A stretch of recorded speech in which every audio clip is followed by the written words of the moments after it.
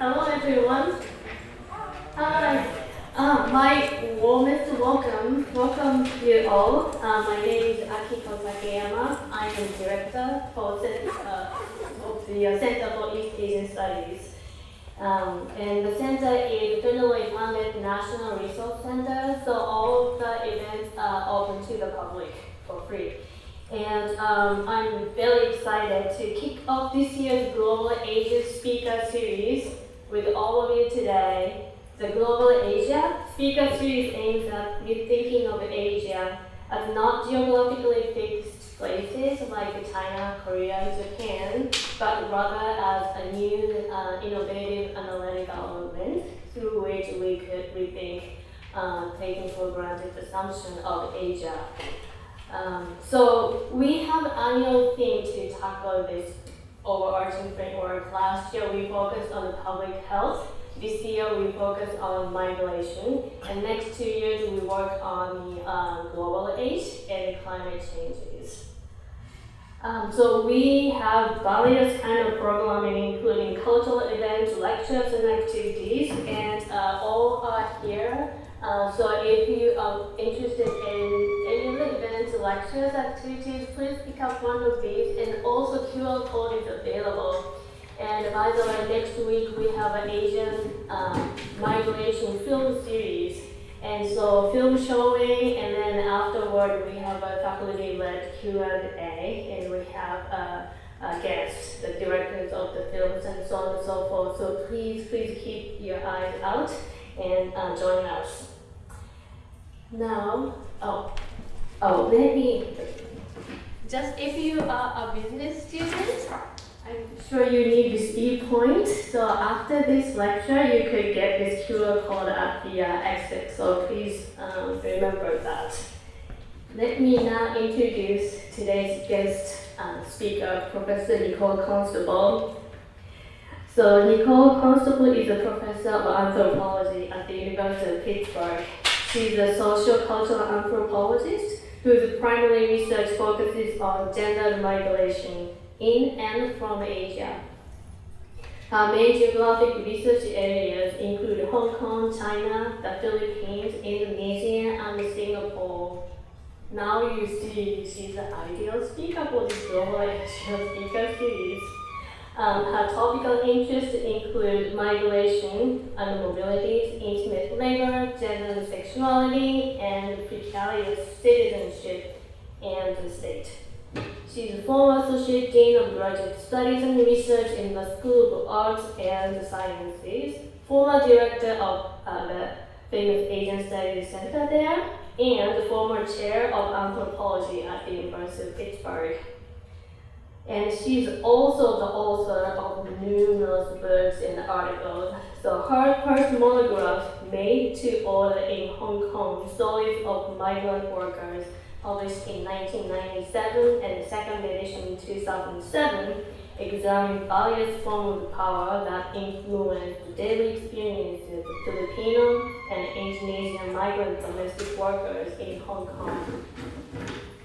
Her second book, Romance on the Global Stage, Pen Pal Virtual Ethnography and Mail Order Marriages, published in 2003, which is my favorite book, provides a political economic examination of love, romance, and courtship between U.S. men and Asian women.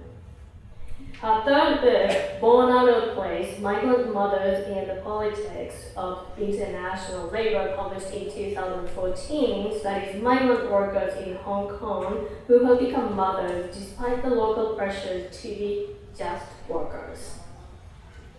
And yet another book. People, I have to tell you how much time consuming. It's really hard to produce one book. My fourth book is just published last year. The book is entitled Passport Entanglements, Protection, Care, and Precarious Migrations. Her talk today will give us a synopsis of this wonderful book. So please welcome Professor Nicole Constable.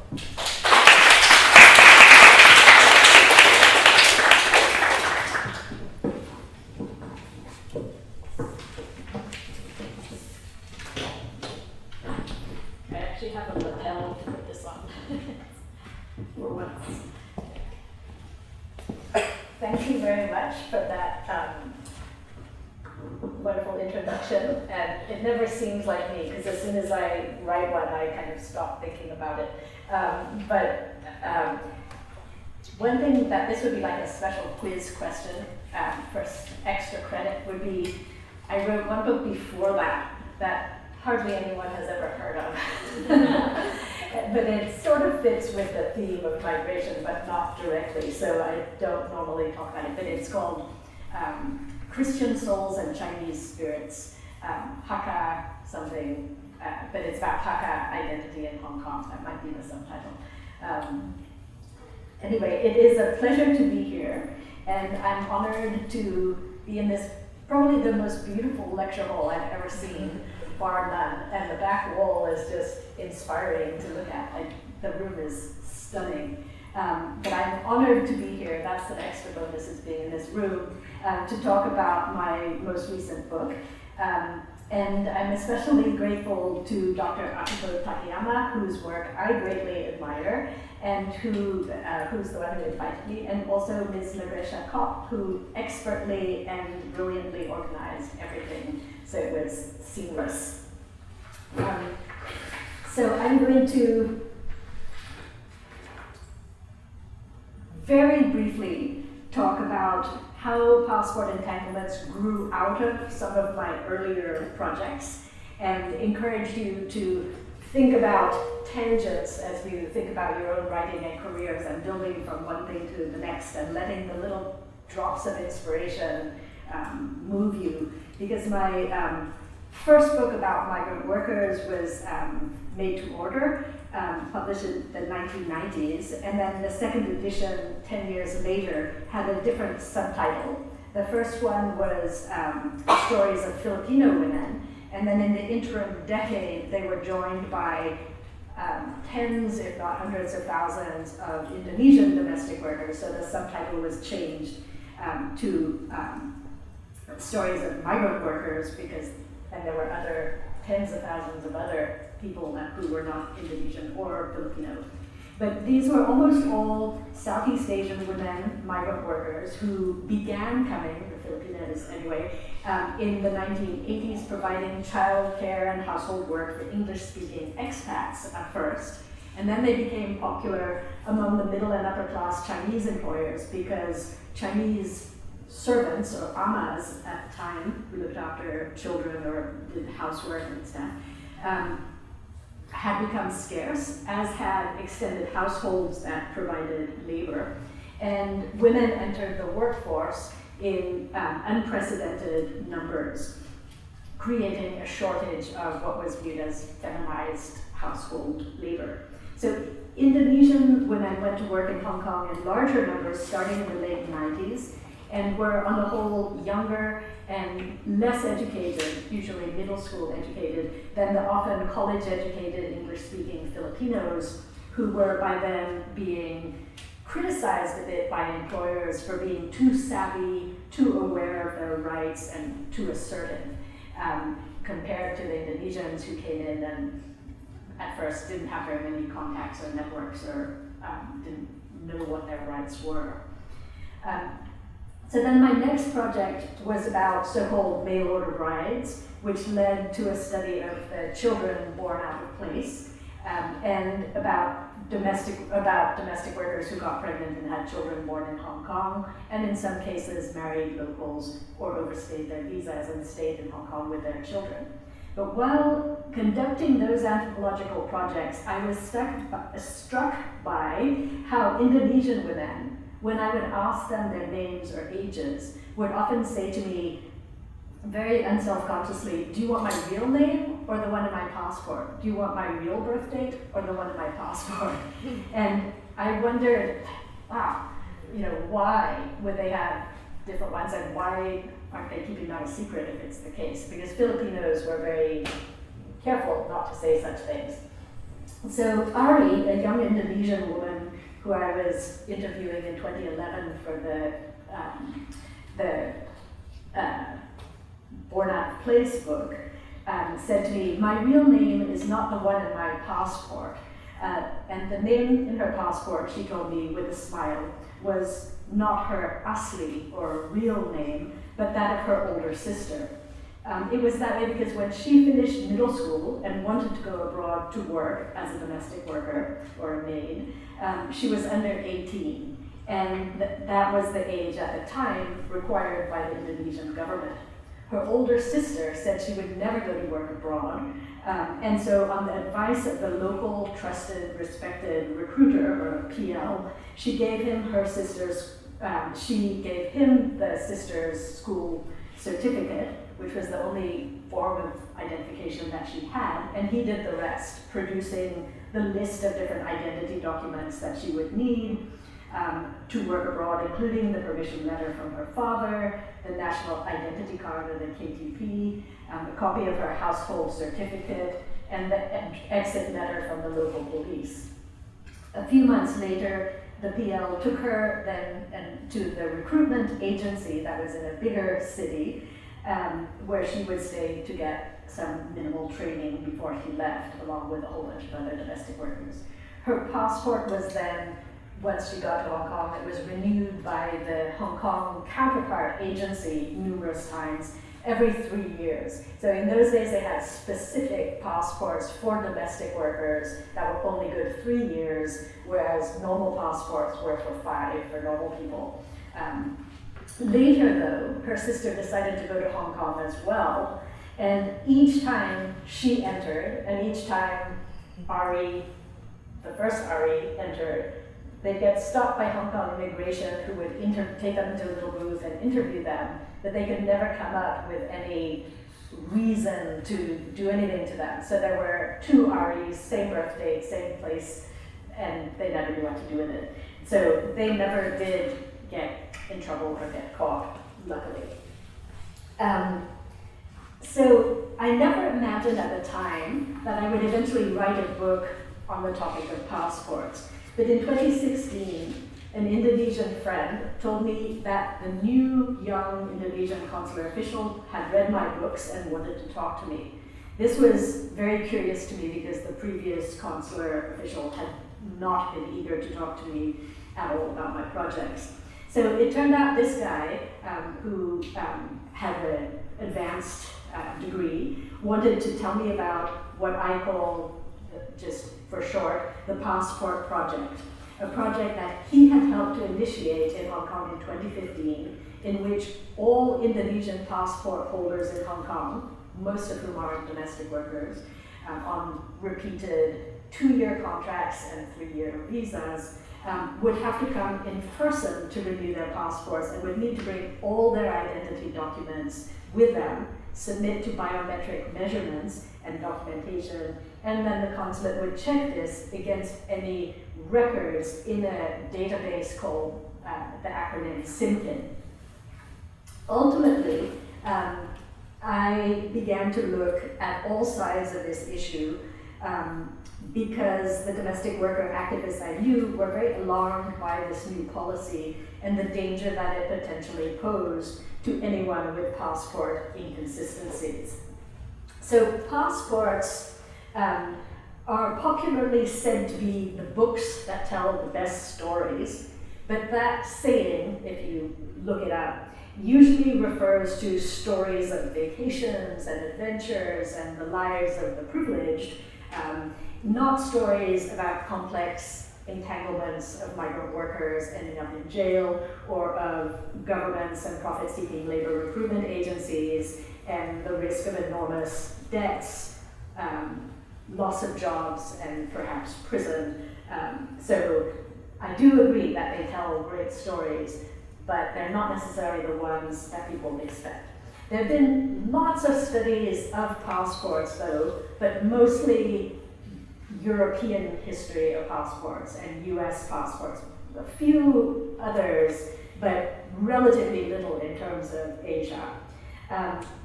Passports, as Kaplan, Torby, and others have written, do indeed have fascinating histories, and they're linked to earlier forms of identification, including things like tattoos, secret passwords, letters of introduction, and newer kinds of technologies such as photographs, fingerprints, biometrics, and there's really interesting stuff that's been written on all of that. They're also linked to keeping people in or out and to facilitating access to labor. And they're tied to government policies, boundaries of nation states, and to biopolitics. Just as an aside, Radhika Mongia has a classic article about the study of how passports and visas are linked to preventing, especially people of color from the Caribbean labor, to enter Canada. It's a spectacular study. So what I'm going to do next is just give you a very quick whirlwind tour of the book's table of contents, and then I'm going to focus in on some parts of the book in a little bit more detail. But the introduction talks about, you know, why study passports and all that, and some of the literature out there. And also it talks about the idea of entanglements and the idea of dualities or pairings or binaries that are often associated directly or indirectly with passports and migration.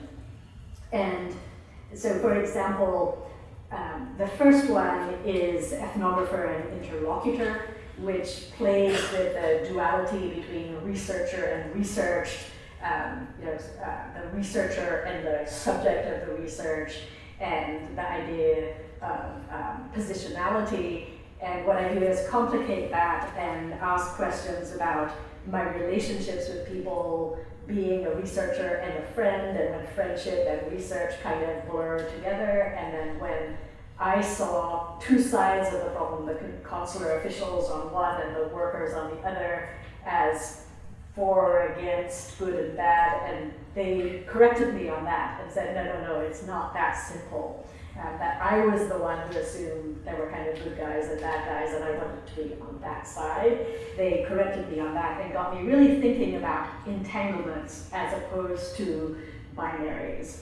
And so that's why I ended up seeing all these different people, the migrant workers who went to jail, the ones who didn't, their employers, the activists, the Indonesian consular officials, lawyers, NGO workers, many other people who were linked into this entanglement of people. Then the next chapter, partly what it does is it reviews basic stuff about domestic workers that's in some of my other books, but with a focus on the idea of care and control, and how those two are not just flip sides of a coin. Like, I like the image of, you know, the domestic worker walking the little kid across the street. You need to control that little kid, or the old woman in the wheelchair. You need to control them to offer them care, and so those two kind of have to go together. But on the other hand, there are ways in which control and surveillance can be problematic and can turn into a kind of control that isn't care in the sense of it being a productive thing.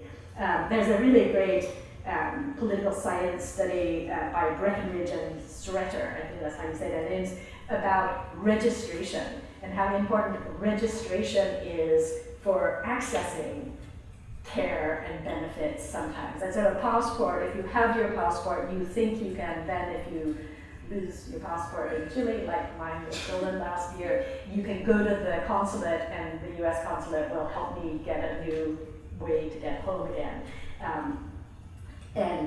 It made a really good story when I was there to talk about passport entanglements, and I had just been pickpocketed. But anyway, I didn't do it on purpose. So the next chapter, so this idea of the entanglement of care and control, and the consulate would often talk about protection as the form of care they were giving to the domestic workers, when in fact a lot of the things they did for security and protection backfired in this particular case, which is central to the overall argument. The next chapter is Real and Fake, which is one of my favorites because it's one that I could just stay awake at night playing games in my head about the conundrum of how something can be real and fake at the same time. And I'll talk about that more because that's one of my favorite parts. So it's, you know, how people come to have passports that are considered both real and fake at the same time, and the deeper relevance of this seeming opposition, which is in fact quite common. And then the next chapter, State and Society, it was a way for me to look at both the symbols of the state, the ideals of good governance and modernity and protection that they talked about, especially in relation to passports and in relation to women migrant workers needing care and protection. And also it discusses the contradictions between the idea of equality of all under the law and then the distinctions of different people as reflected in passports and in how passports are used and all that. Then the next chapter is about migrants and citizens. And this, some of you are probably aware of the big argument in migration studies that's a critique of the migrant-citizen binary. And that's the other one that I'll say a little bit more about as we move ahead. And then the last chapter is one that's a little different, and it's about temporalities and scales, and how thinking about different scales and different temporalities is what ties this all together. And so what I'm going to do next is slowly move into another domestic worker's story. And her name is Dwi Murahati, and she experienced some of the worst problems that resulted from the Indonesian consulate's new passport project that was an initiative, as I mentioned, introduced in 2015 to clean up migrant workers' documents.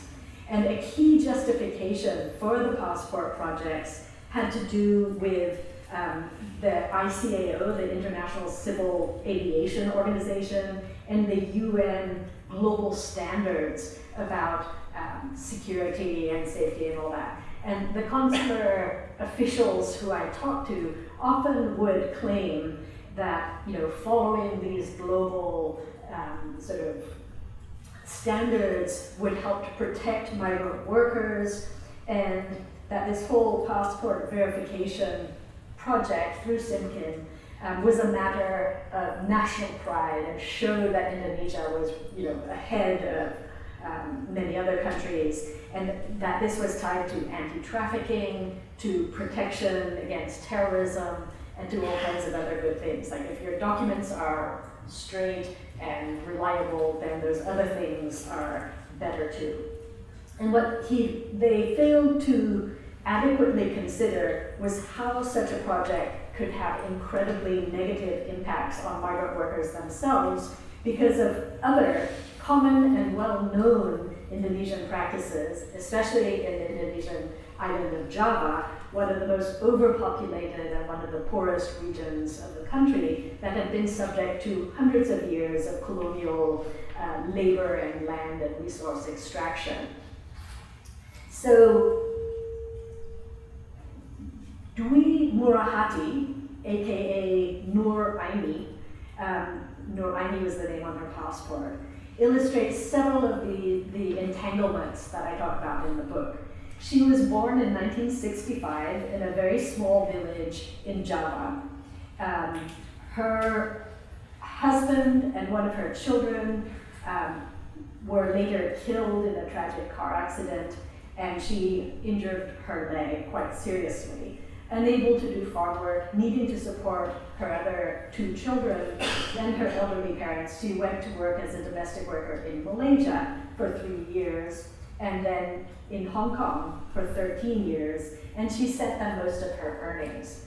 Her Hong Kong employers thought very well of her. Her friends and the consular staff all knew her really well as a kind, honest, well-meaning, very pious, and also very patriotic woman who regularly took part in consulate-sponsored community activities in Hong Kong. And that's why she has the Garuda national emblem on her outfit and is wearing the colors of the flag. She was involved in all kinds of activities at the consulate.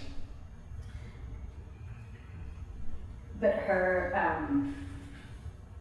view about the consulate eventually changed, and she became very upset and bitter and felt betrayed by them. But Dwi was one of 13 Indonesian migrant workers who I knew who by mid-2016 were arrested, charged with immigration fraud, and given a prison sentence because the information in their passports was corrected by the Indonesian consulate, and they were found guilty by the Hong Kong government of immigration fraud. So Dwi was 51 when she was convicted of giving false representation and using a false travel document. And you'll see some of the charges are the same over and over. And that's because each time she left Hong Kong and came back in, they charged for each time it was a repeated offense. And so her sentence was initially longer but was reduced because she agreed to plead guilty at the advice of her court-appointed lawyer, and she ultimately served 5 months. But it's complicated by the fact that she had tried to change her identity and correct it numerous times. So such stories were initially surprising in 2015 and 2016 because domestic workers, as I mentioned, often talked very openly about their names and birthdates, and would even joke and tell stories about how they kept forgetting their name on their passport, and when the employer called them, they would respond that the employer would think they were stupid or deaf or ignoring them or something. And so there are lots of stories. It was something they talked about like it was nothing. And this question, do you want my asli, my real name, or the one in my passport, was just an everyday thing. After 2015, though, when the policy changed, everything changed. The Indonesian consulate began this process and to collect all the materials that was checked against the passport and the ID information, and they only came up with, they only changed less than 50 of them, according to what they told me. But my estimates, based on the hundreds of people who I have talked to and those of migrant worker organizations that did surveys, was that as many as 30 to 50% of the passports had either name or date or both, birth date or both, irregularities, and what they would call aspal, or real but fake passports, with discrepancies in the names and birth dates. So the passports were real in the sense they were authentic government-produced documents, and they use this term for, fancy name brand things like a Gucci handbag or something, or a Chanel, I don't know what. That's what the term asli would stand for. But they also contain palsu, or fake information. And palsu would be like, sneakers that are made to look like some fancy brand but really aren't. And they use it for all kinds of different things. So aspal is a contraction of these two, real and fake, together. So this raises lots of questions about how you would get such documents. And people like Dwi and Ari are from poor rural areas of Java, mostly Central and East Java. They're not born in hospitals, they're born with midwives in small towns. And they normally don't have birth certificates. And it may be recorded in the village, but it may be recorded a week or two, or who knows when. So no one's exactly always sure of when the birth date is. We think we know our birth dates because they're on our birth certificates, but that's the way the system works. Like one of the lawyers who I talked to said, well, even the Queen of England had 2 birthdays. She had one in the summer because the weather was better, and so they celebrated it then. And then she had the other one, which was the real one. But we don't know what our birth dates are. We take the document's word for it, or we take our parents' word for it, but we don't always know. And people's names can change a lot. And in Hong Kong, people have different names at different stages, and so names can change as well. So this isn't as weird as it sometimes seems. But because they didn't have birth certificates, or they got them much later, or because it was so expensive to get them after the fact and often inconvenient, you had to go far away to the cities to get them, and there was no need for them until this point when people started doing more migration and needed it for the passport. So like Ari, they had the school certificate, and that was usually the only one that had their name on it and that they could start with. But the agencies and the local people who were the brokers could find ways to get them these documents more easily. And often there was a lot of trust, and often this was a very common practice for how it was done. So Dui's story isn't so unique. She was one of the women I knew who carried a passport with a different name than what she considered her own. And as she put it, the agent, or the PT at the employment agency, told me to use the name Noor Aini. That was in 2003 when I first wanted to go to Hong Kong. I was taken to the immigration office and told to change my name. I asked, why should I change my name? And he said, I should because I already had a passport with my real name. Not that that makes sense, but I'd been to Malaysia with a passport with my real name and didn't want to use the fake one, the name Noor Aini, because I thought it was wrong. But finally, the immigration person was so angry, so I decided to go ahead and I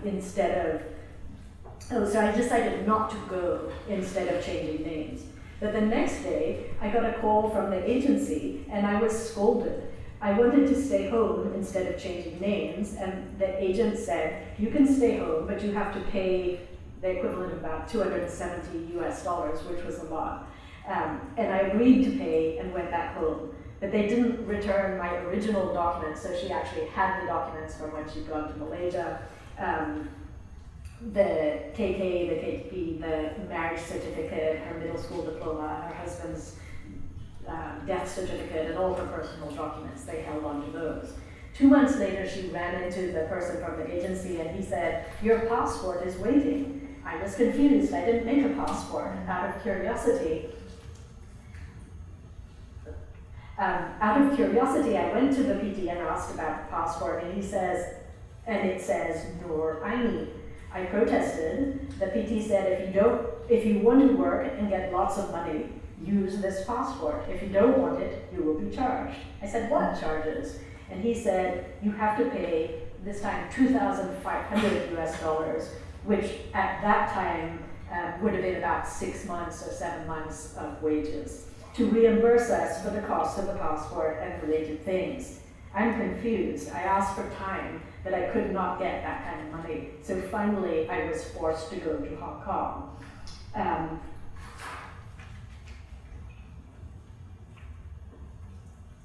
So at the Hong Kong agency, once she gets to Hong Kong, she asks them to change her passport and change it to the real name. But I was again scolded by the agent, and they said, you're new, don't do anything. You have to use the data you have now, because her Hong Kong ID and her 2-year work contract have the same name. In Hong Kong, her passport was taken by either the agent or the employer. She didn't see it for 2 years. After she finished that contract with that employer, she changed jobs and also changed agencies. At that time, she asked her friends about changing the name on the passport, and one suggested she go to the Indonesian Consul General, since she'd been doing all this stuff at the consulate, and they were friendly towards her. So I met with him and asked him to correct it, and he says, I can't, ma'am. You just use the data from the agency. Later, if you want to go home, then you can change it there. That was in 2006, and after that, I finally let it go. I never tried to change it again. Then in 2015, until then, the agency took care of the renewals, and she never even had to fill out the forms or anything. She just picked it up at the consulate. And as she says, they renewed the passport 3 times with the name Nur Aini. Beginning in 2015, to renew the passport, you had to come in and fill out the form yourself. When I filled it out, I wrote my real name, Dwi Murahati, because I'm used to using it everywhere. At the consulate, Dwi was then photographed for biometric measurements and her fingerprints collected, and she was interviewed by a staff member and by a consular official. I told the whole story. I said I felt it was wrong to write the name Nur Aini. At that time, the immigration consul suggested I use my real name, Dwi Murahati.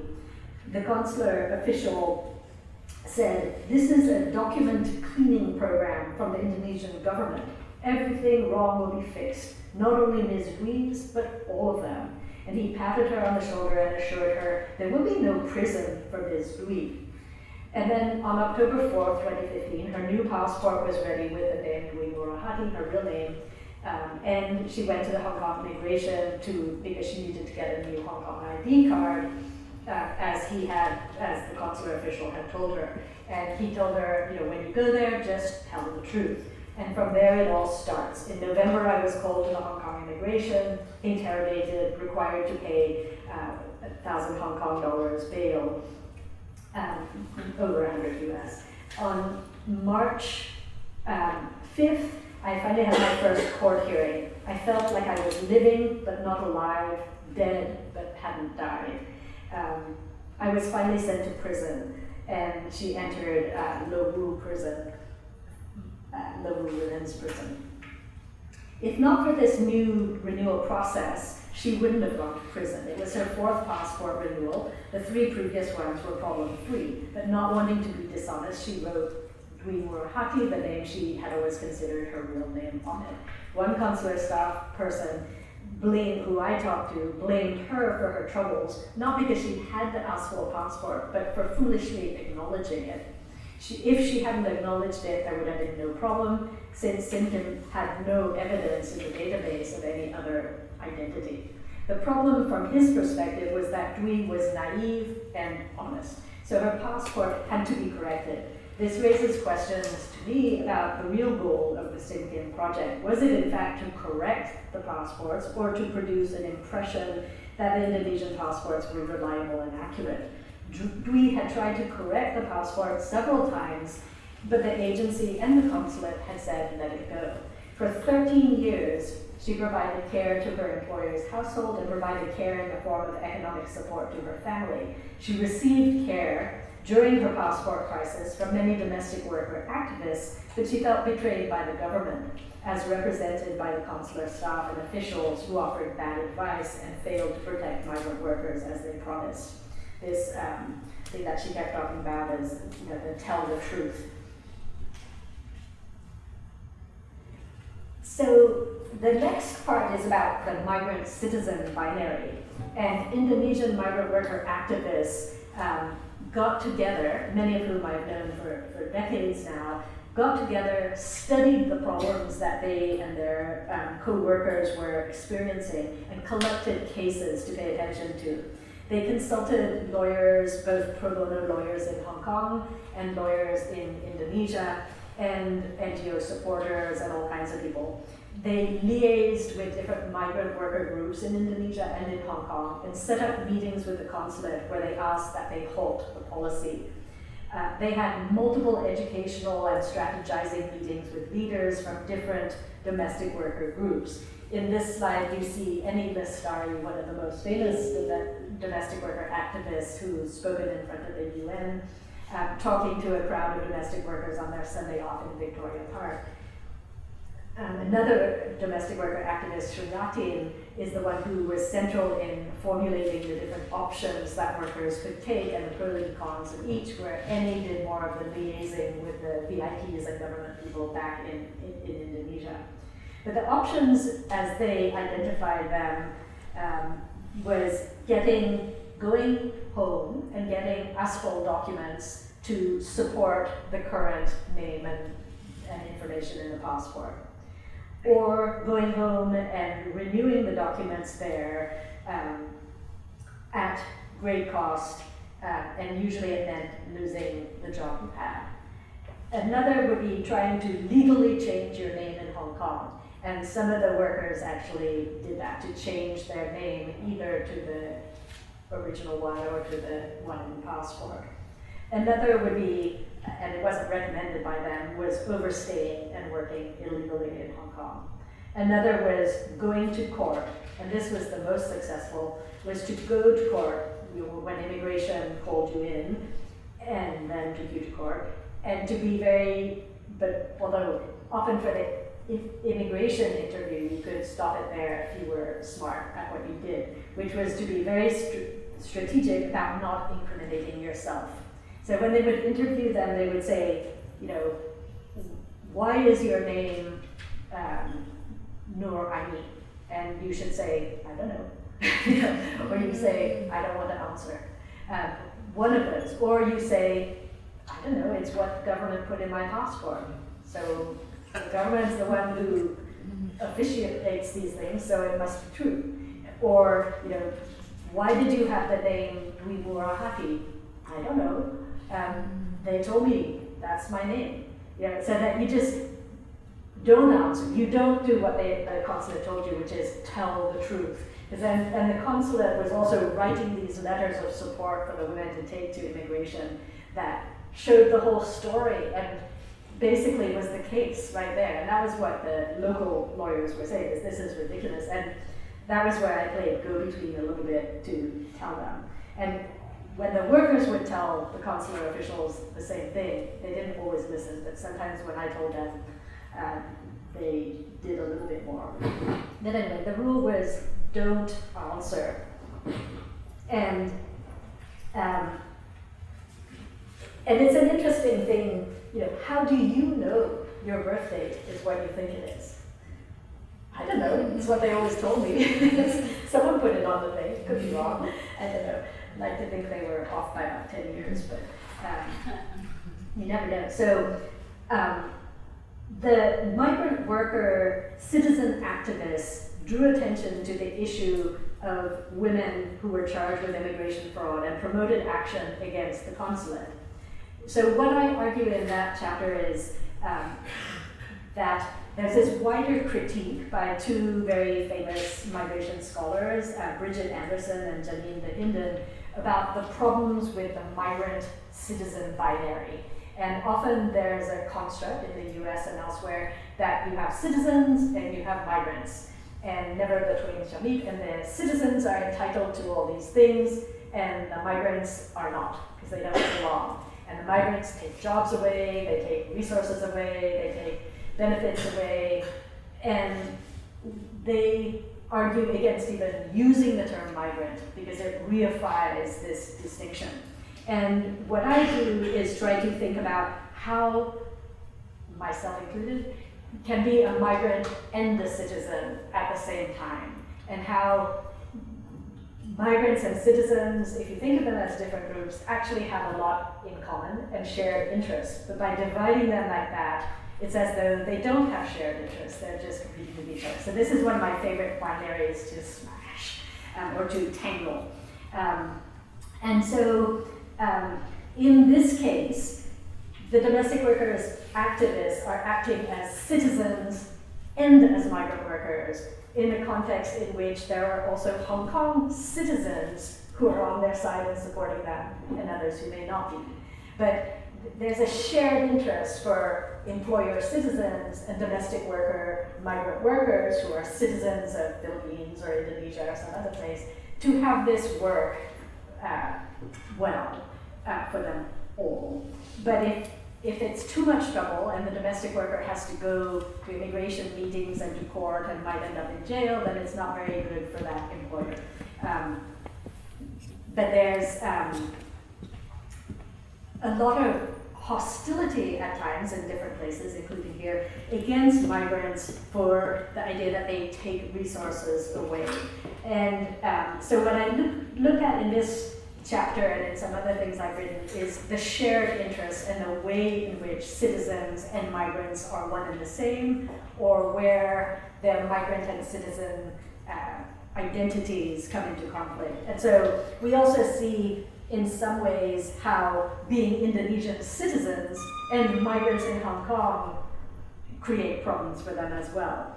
So Hong Kong citizens shared some of the domestic worker interests, and domestic workers acted as citizens and migrant workers to defend their rights and to offer protection, which they thought their government didn't offer them, nor did the Hong Kong government. And they drew strength and support from migrant citizen alliances in Hong Kong and in Indonesia as well. So they wrote petitions to the government and to legislators in Indonesia, and eventually all these top government officers came to Hong Kong and had a top-level G2G meeting to try and decide, sort of how to resolve this. So I'm going to, at this point, move to my last section, which is the temporalities and scales concluding. Which is the conclusion to the book that sort of explicitly brings together the different scales from the biometric microdata, everything from the eyeball scan to the larger scale of huge regions and areas of Indonesia and global regions and all that. One little thing about temporalities and scales, the first version of this possible organization of the book and all the different dualities, one of my colleagues from political science, in fact, said to me, when you look at all these pairs, one of these things is not like the other. One of these things doesn't belong. And for those of you who ever watched Sesame Street, he said, yeah, he made me think of everything you need to know you learned on Sesame Street. But temporalities and scales are very different from these other binaries because no one thinks of them as opposites. They're just different things. And they work together, and people might think of them as even entangled. So they are of a different kind. But and a lot of the stuff on temporalities and scales is from geographers. It's really exciting stuff that they do. But so I was interested in everything from the microbiometric to the individual person, to Javanese villages, to colonial spaces, and how passport problems were related to all of that, to the fact that you're born in a place that's quite isolated, and all of this stuff. Anyway, so it's not just global and local, it's global, local, and everything in between, as well as some that don't seem to fit at all. But we can't understand the passport problems without zooming in to the villages and the government offices and the geopolitics of global and national policies regarding security and migration.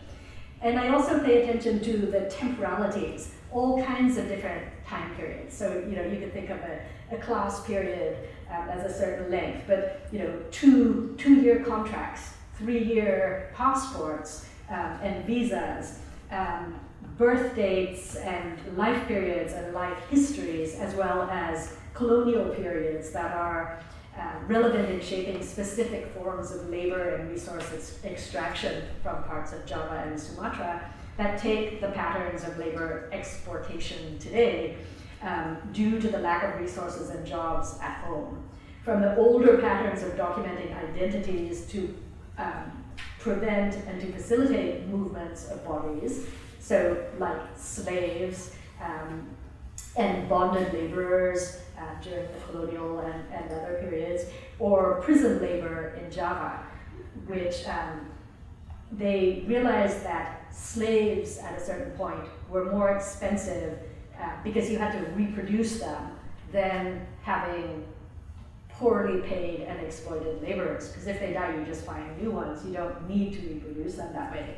But they, in Java, in these plantations and stuff, and in Sumatra, they depended on a lot of these. The profit-making infrastructures of today, borrowing the words of historical anthropologist Anne Stoler, are not post-colonial, quote, the term post-colonial often refers to a critical perspective on a past colonial situation, or on those that bear the cost of living in a space that was once colonial and is no more.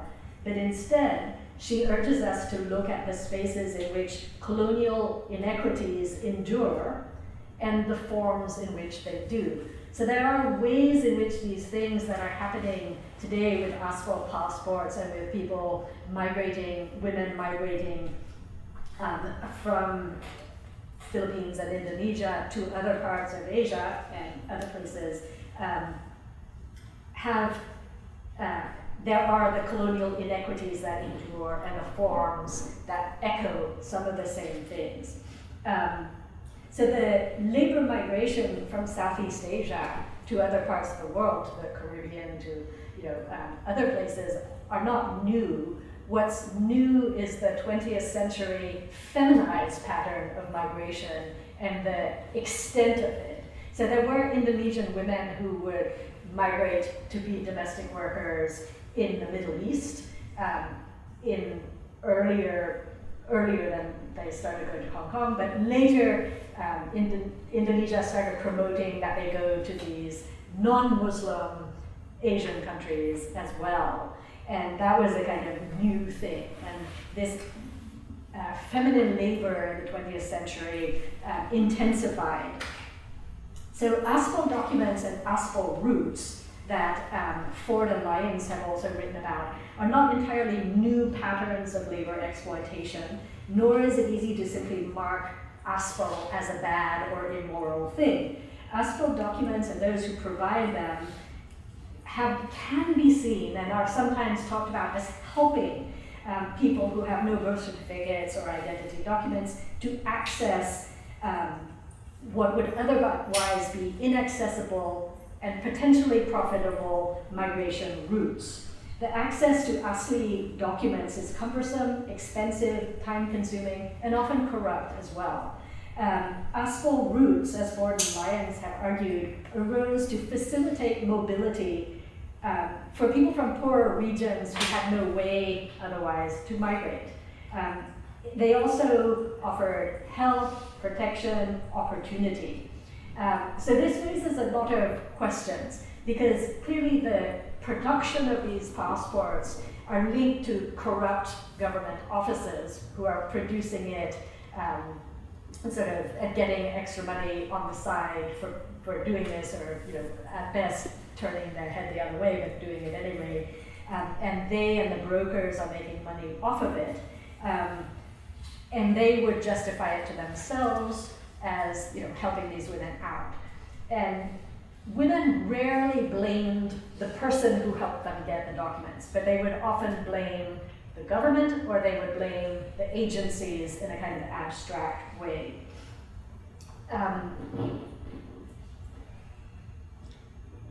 These are just to sort of illustrate some of the pictures that suggest temporalities and scales.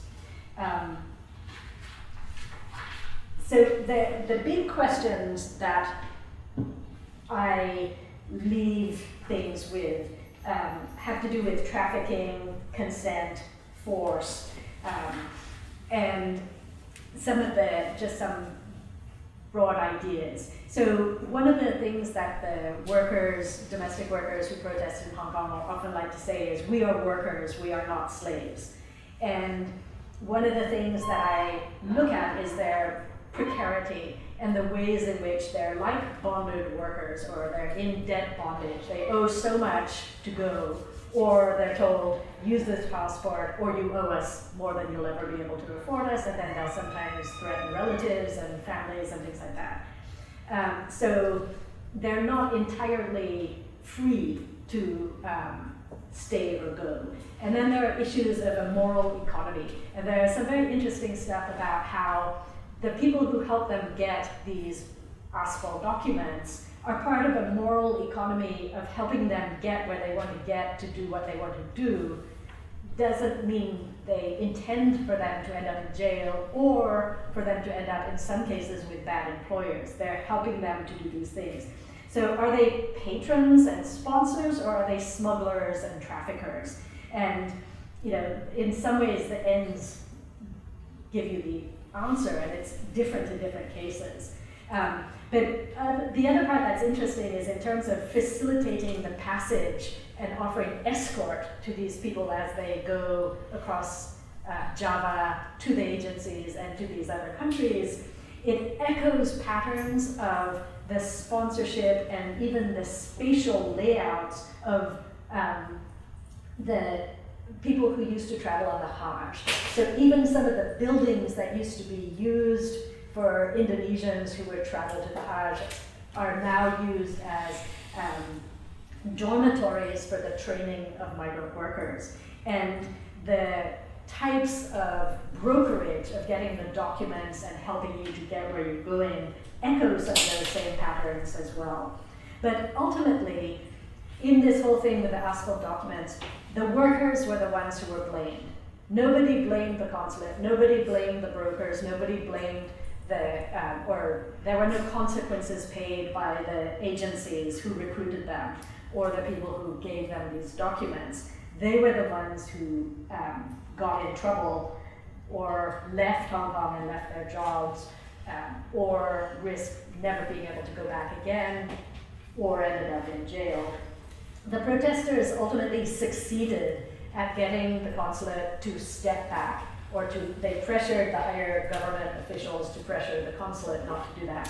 And so the consulate stopped correcting the passports until people left and went home and told them, do it there. And it's also interesting that Singapore consulate never did this. They never thought that it would be a good thing to try to correct the passports in Singapore. So that raises some of the interesting questions. But I also end with the way in which there are afterlives of these passports with the children of some of the people who actually continued at the advice of the consulate to use their names when they married locals and things like that, their children then can't get citizenship back in Indonesia because they don't have proof that it's the same person who, unless they can pay a lot of money to get more documents, which are now much more expensive than they ever were. So, sorry, I think I've talked too long, but it is kind of exciting stuff. Thank you all for your patience.